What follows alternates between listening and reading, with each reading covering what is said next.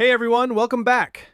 In this quick tutorial, I'll show you how to fix your USB thumb drive if you're getting the error message, Windows was unable to complete the format, or the disk is write protected. First, check if your thumb drive has a physical write protection switch. If it does, turn it off before trying to format it. If there's no switch, or the error still shows up, here's how to fix it using Command Prompt. Step 1.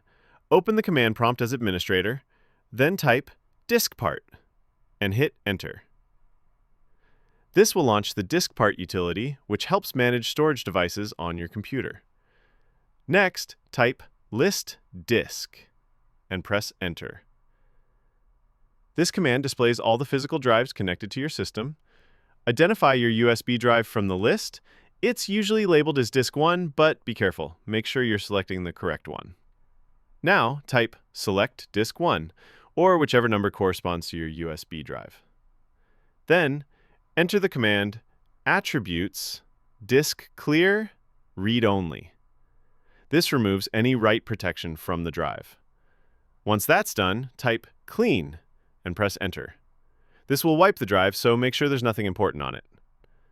Now, type Create Partition Primary. You should see a message saying the partition was created successfully. Finally, go back to File Explorer, right-click on your USB drive, and choose Format.